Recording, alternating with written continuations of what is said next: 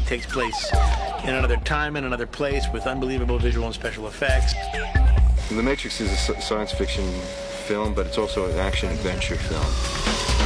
You see things that are fantastic.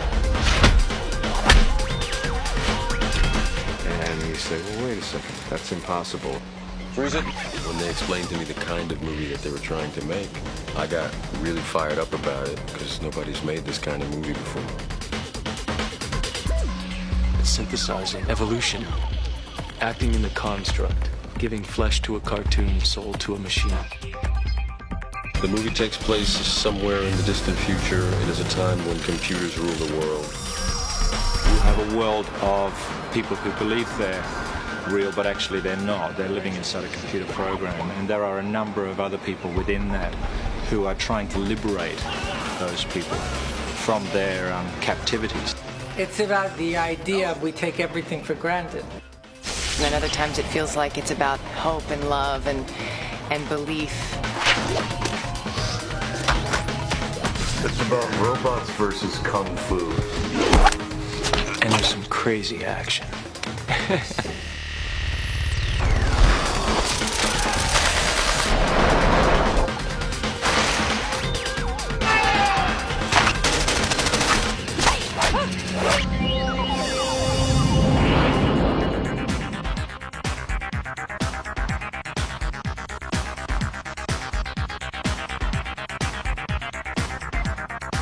Sydney's a beautiful town. I gotta tell you, I've never seen nothing quite like it. What unemployed actor wouldn't want 5 months in Australia? That's better. Filming on a location in Sydney is actually a pleasure. We're in a great city that's got a lot to offer and a very professional crew. Well, here we are in Sydney in a beautiful new facility. This stage is literally brand new. We're the first movie in the stage. And we moved in here to build these sets. The paint was wet on the walls. I mean, it literally, do not touch the walls, they're wet.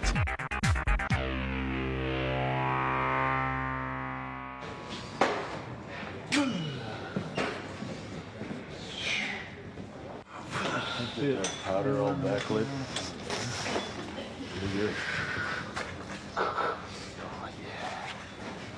Is it okay if I kind of come forward?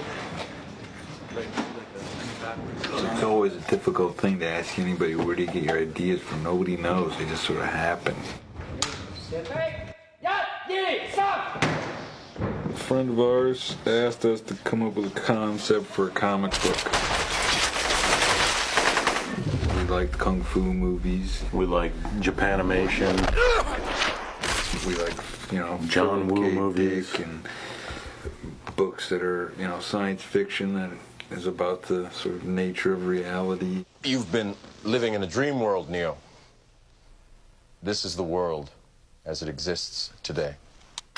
What's interesting about the whole idea of cyberpunk is that it's a great way to create a sense of alienation and disconnection and alternate worlds being caught in sort of these quasi-dream, quasi-conscious states. Or do you want me up like this? That's the one. That's the look. I first met Larry and Andy when I read Assassin, and it really was an incredible script. It was a very dark, edgy piece of material, and I really was impressed with that style. And they showed me this animated Japanese cartoon, and they said, we want to do that for real. And and that was an incredible idea to me. I mean, to actually see that animation come to life, and believe me, essentially it has.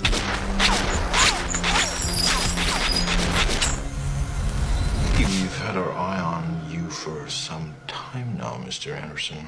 In one life, you're Thomas A. Anderson, program writer for a respectable software company. The other life is lived in computers, where you go by the hacker alias Neo and are guilty of virtually every computer crime we have a law for. I play a man named Thomas Anderson who's looking for a man named Morpheus who's played by Lawrence Fishburne. I'm searching for the answer to a question. The question is, what is the Matrix? my character feels that the answer to this question will somehow make sense of his life. At last. My character is called Morpheus. And Morpheus is a person who lives in the real world. And he's the leader of this band of people looking for the one. You felt it your entire life. That there's something wrong with the world. You don't know what it is, but it's there. Like a splinter in your mind. He is this, like, fevered missionary guy. He's a zealot. We think there's something dangerous about people who believe they have the truth, and they do sort of act blindly. This is your last chance. After this, there is no turning back. You take the blue pill. The story ends. You wake up in your bed and believe whatever you want to believe. You take the red pill. You stay in Wonderland. And I show you how deep the rabbit hole goes. There's a couple references to Alice in Wonderland in the movie. I think that is a brilliant book. She comes into this world and there are all this craziness, and people just give her things and say, eat this, drink this, and everything affects her and changes her, and nothing makes sense, nothing's logical. It's the way you have to do it, and we tried to do that with the beginning of the film.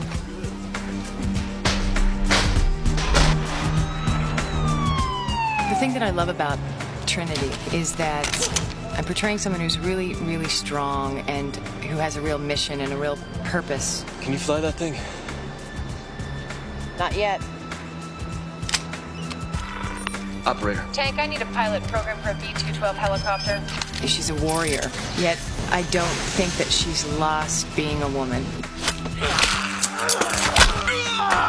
Son. Oh, shit. Agent Smith is the law enforcement, and he's a seemingly invincible machine who develops these wonderful human frailties. There was an accident. Goddamn car accident. Cypher was a strong disciple of Morpheus. But now I've had second thoughts. Did he tell you why he did it? Why you're here? Jesus. What a mind job. So you're here to save the world.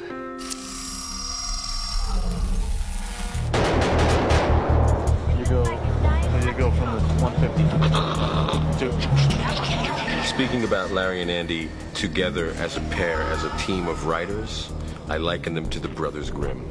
I have to imagine that that's what the Brothers Grimm were like. Oh, God. Somebody's going to be here. They work very well together. They've got a wonderful sense of humor. So you do get a dialogue happening that is normally just within the one director's head. So it's normally one director talking to themselves, working out a problem and then expressing their solution to that problem. Whereas with Larry and Andy, you'll see the dialogue going on. They're just like real guys, and there's none of that kind of Hollywood thing is not evident at all.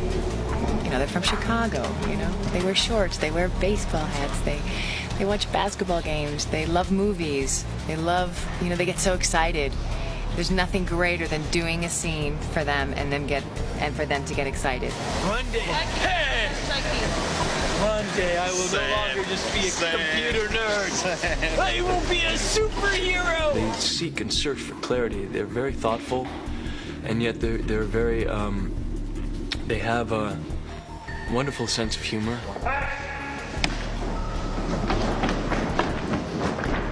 It's really, you know, unusual that directors are so sure of what they want. They write the script, they know exactly what they want, they know exactly what angle they want to see it at, what the actor should say, how he should turn, when he takes the breath in his speech. I mean, they know it exactly.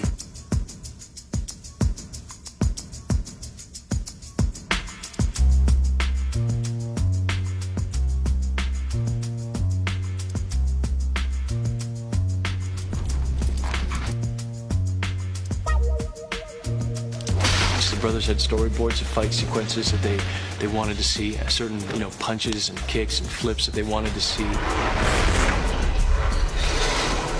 I see some of the framing of Frank Miller. There's some Japanese angles and perspectives in it. Dodge this. They worked with people that they knew from the comic book world and designed these fantastic things.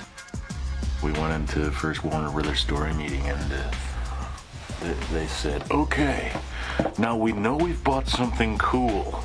We don't know what it is. Could you just take us through it once?" They helped translate the movie for us. Nobody really understood the level of the action that we wanted in the action sequences, and then when we'd show the storyboards, people would go, "Oh, geez." The scale that you can pull off the comics is just always fantastic. You can freeze a moment and make an image that sort of sustains. There's some action I think you can do a lot better in comics. There's some things that work better in film. Kung Fu is great on film. Now, I'm supposed to start with these operation programs first. That's Major Butter and Shed. Let's do something a little more fun. How about combat training? Jiu-jitsu? I'm going to learn jiu-jitsu.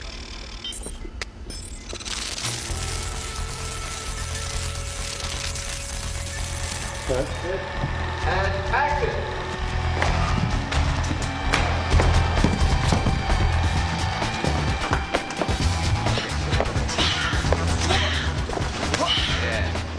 Too close. Or just throw your chest out.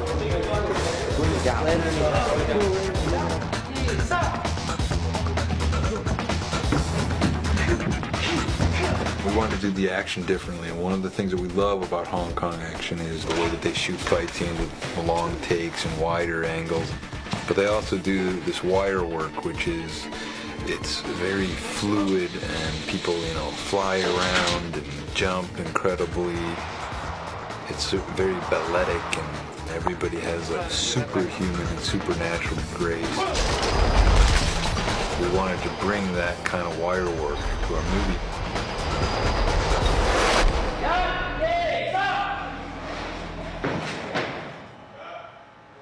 You don't have to go up so high like you're reaching for. More out. Just look better. Yeah. When I first became involved, Larry and Andy were a little frustrated because their dream was to work with this guy that had done Fist of Legend. And through contacts in Hong Kong, we tracked the guy down, turned out to be Wu Ping.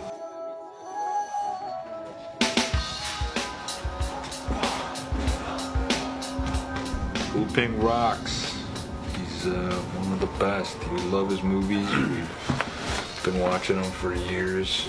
I think it's a good for Lawrence.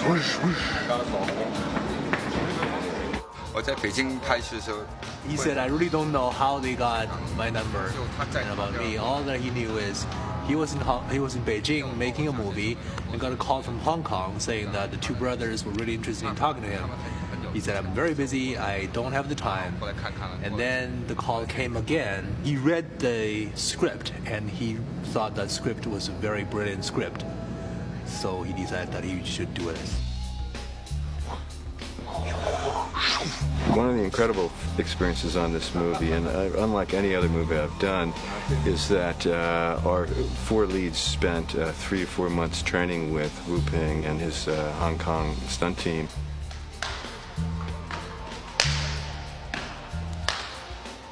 These aren't athletes, they're actors. When you want someone to paint your house, you hire a painter, not an actor who makes believe he's a painter. They really had to learn a fighting style that they never had learned before. It was a tremendous hardship, but it is evident on the film when you see it that that's Lawrence and that's Carrie-Anne and that is Keanu in those scenes doing that stuff, and it's astounding. We started training in October of '97. Trained all the way through till March of '98. That was on like an everyday basis. 1, 2, 3.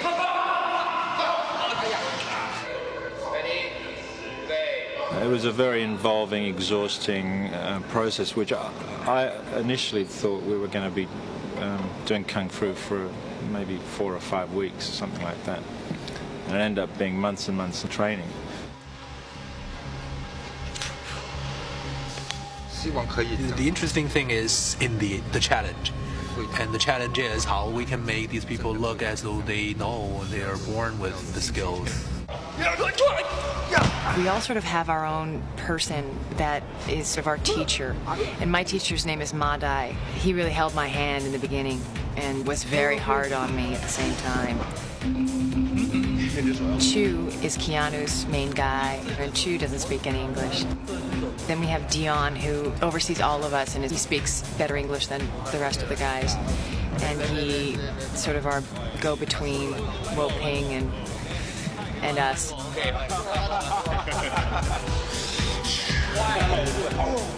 We've had various movie kung fu dojos in Los Angeles and in Australia, and at lunch we'd sit there with our legs, you know, trying to open the rusty gates and stretch and watch kung fu movies and see what was good and bad.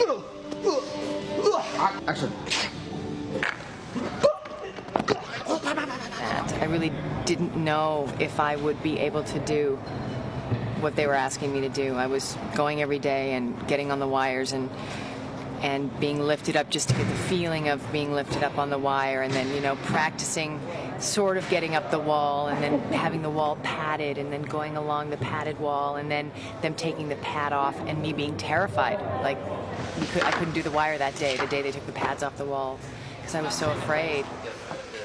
He's very inventive and organic the way he works, and you know, you must have your own style, but you also have to have, you know, and good kung fu.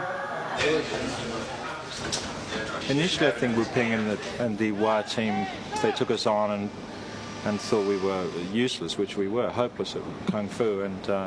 But they slowly realized after a couple of weeks that maybe we were going to be able to get to a level where we'd be halfway decent.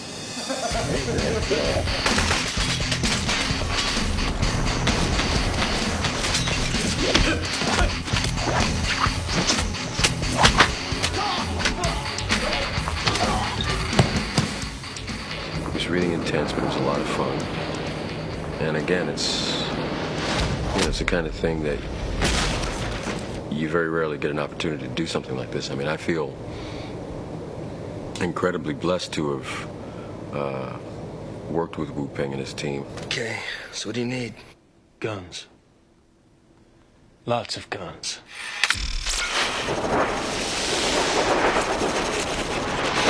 I'm going to pass out to everybody a rubber handgun, just so when I go over the nomenclature and what the weapons parts are, you guys understand what they are. You can physically have something.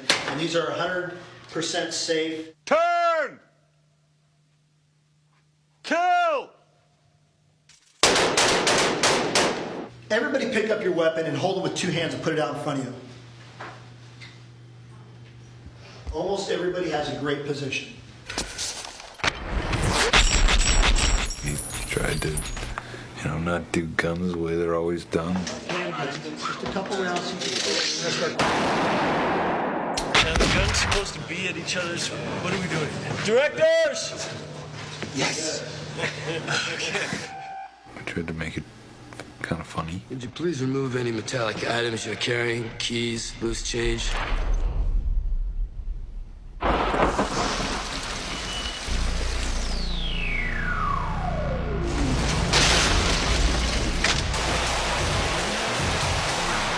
The sets on the picture all originated from the visual design of the film that Larry and Andy achieved in storyboarding the film.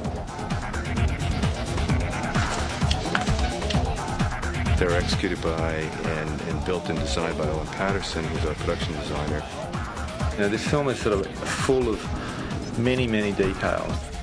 An art department is trying to create an environment which is really just an illusion. This is my ship, the Nebuchadnezzar.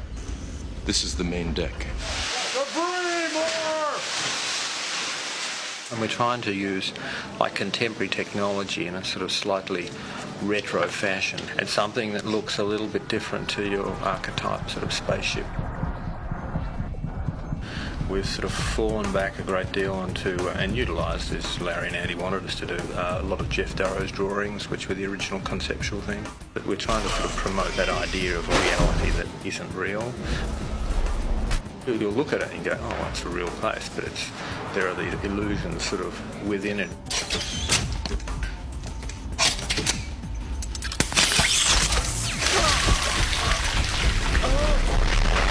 I think there's some of the most beautiful and spectacular stunt stuff I've ever been involved with.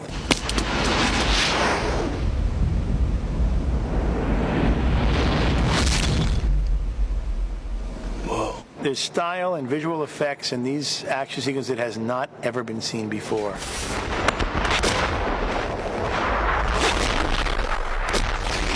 Bullet time. Registered trademark. Enter the Gata. The Gata Force. Do one more. Let's get the wind cue right. Yeah. Nobody's around. So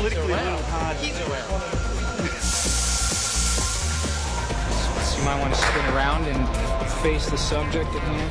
In this particular rig, there are 120 cameras and 2 motion picture cameras set up. Bullet time is something that was conceived for the Matrix specifically.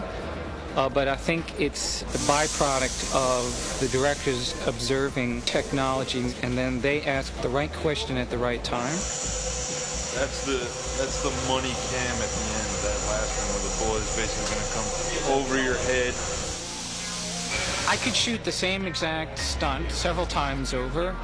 I can also do things like I can go forwards in time, but then I could also choose to stop the camera abruptly, start moving backwards against itself while the action continues to move forward. I can create a 3-dimensional construction of the object. Everything begins with a simulation, and all the math for how to shoot it works backwards from there.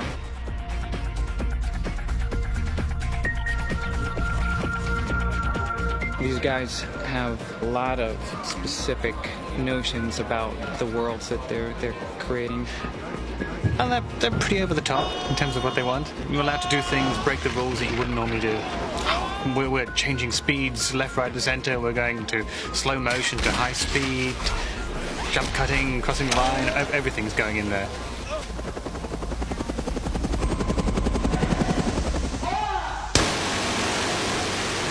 To achieve what seems like a fairly simple thing to do, to fly a helicopter down the front of the building, shoot a window out and rescue someone by jumping out the window, it seems, as we'll see it in the film, a seamless object. In fact, it's been shot in 2 different buildings. It's been shot on a big set.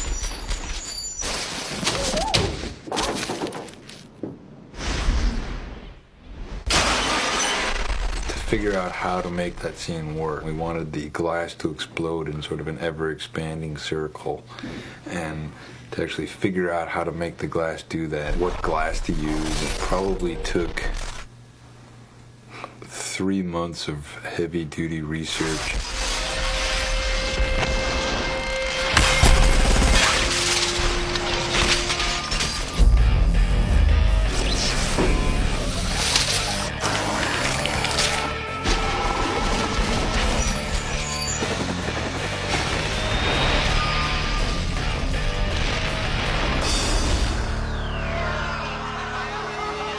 I think it's such a rare experience for a group of actors in film, maybe in theater, but in film to have been working together. We'll almost have been working together for a year by the end of this.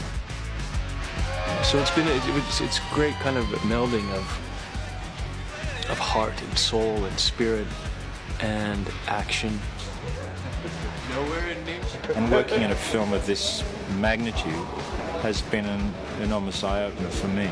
It's kind of chased away a few demons for me, and it's educated me a little bit more. And just working on a film with this sort of budget and on this sort of scale has been a great experience. And I really think that this is the first film of the next century, of the millennia, the year Y2K, or they're calling it.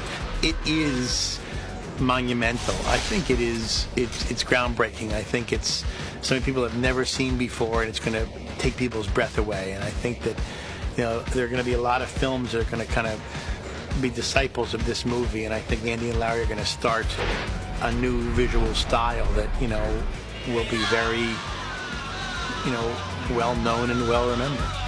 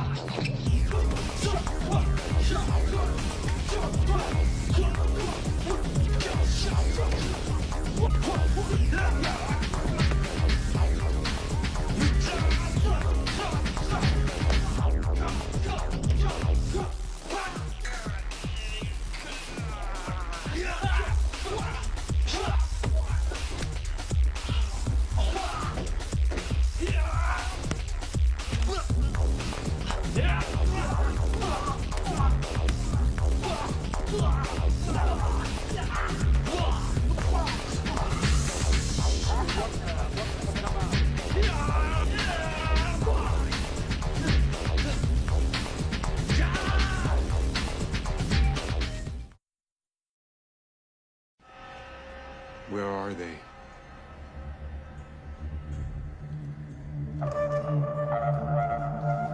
We had to build a set which was about 18 inches wide, I think, 6 foot deep and about 46 feet high. It was a really odd-shaped set. Since it was dark on the camera side, the light had to come through the top, and it had to go 4 stories and still hold its intensity without being super bright at the top and being nothing at the bottom.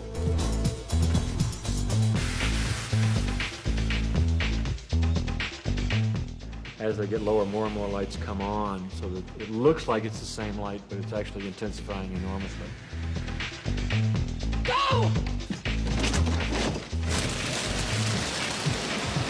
Physical effects had to build all of this lathe and plaster so it could break away. The stunt guys had to come in there and needed to be able to control the actors, or at least their doubles, in this kind of in a controlled descent mode.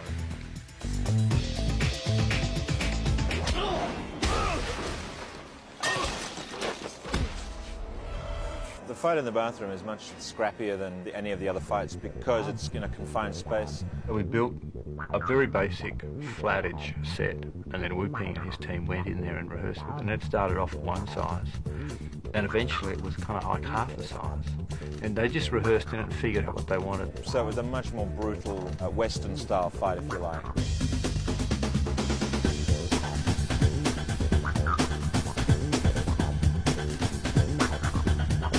There were a few trouble spots.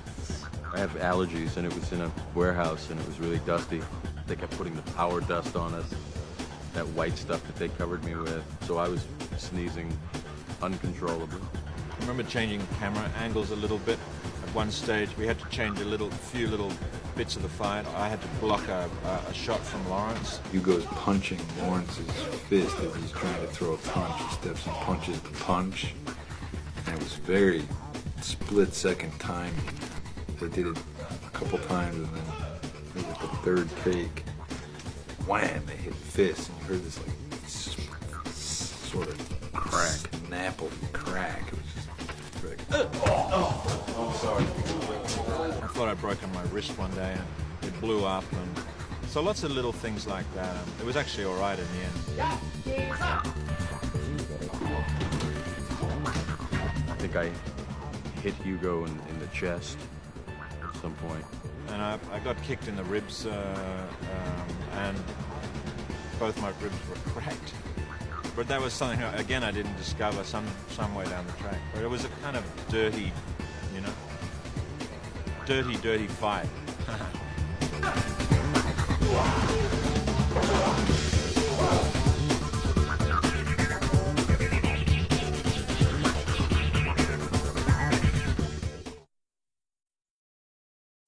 There's a character who's the woman in the red dress. We took her to set the other day for a fitting, and we're coming down the road, and all the guys on the crew are like falling over and dropping their coffee and ogling this poor girl. And there's a big roller door where they all come out at the end of the day. This guy drives out, sees her standing there, stops the car. We can see the roller door coming down, and he's sitting in the car just looking at her. The roller door slams into the top of his car. He gets a really big fright, starts to drive forward. The roller door scrapes all the way across his windshield, all the way across the top, cracks his windscreen, and he's so embarrassed he drives off down the road. So we don't know how he's going to explain that to his wife.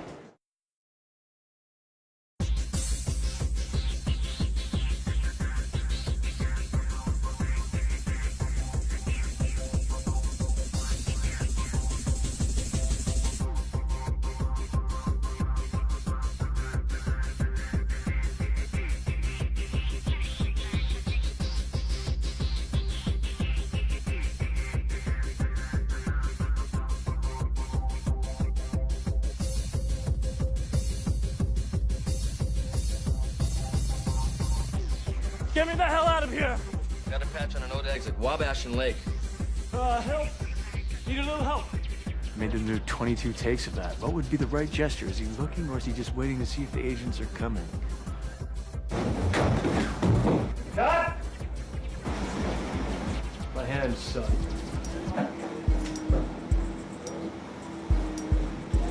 Let's do it again. More? Yeah. You know, he pays really, really close attention to his physical movements. He's painstakingly serious about getting those things exactly as he wants them. Less of a hand when it comes up and just goes straight out. Pinky's all out. That's good. Stop picking on the pinky.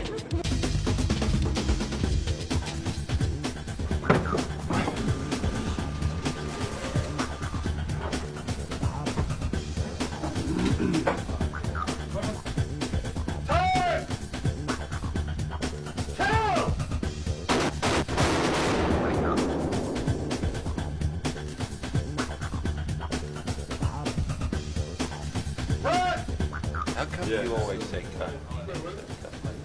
My job. That's what I get the big bucks for. Saying cuss.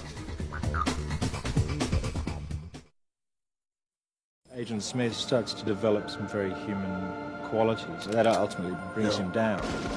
And at the same time, Neo starts to develop certain qualities that steel him against Smith. So that their journeys are kind of in opposition to each other, and ultimately Smith, the machine, is destroyed by the human being who's become increasingly sure of himself.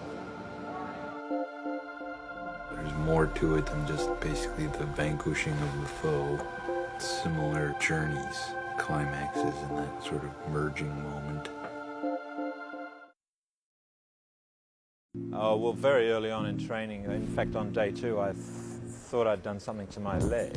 So we went to see a very good doctor, in fact it was Keanu's doctor, who immediately diagnosed that I had this thing that I couldn't walk, and I had an edema in my bone marrow. And I had an operation and was on crutches for 6 weeks and slowly recuperated and kind of came back into training again.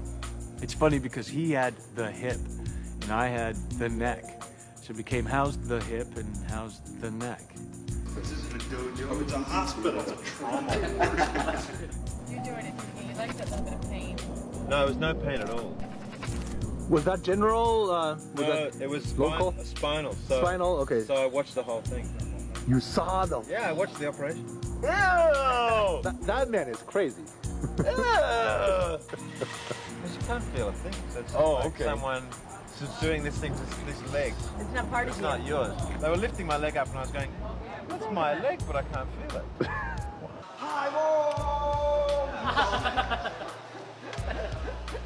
And there was a whole thing about what were we going to do? Was I going to be out of the film? Was I going to stay in the film? Were we going to put all the fights back to the end of the shoot? Which is what we eventually did. This whole training process for us, it was real trauma for our bodies the first time around.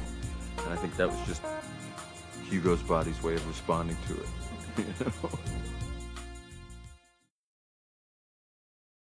You know? Hey, what's happening?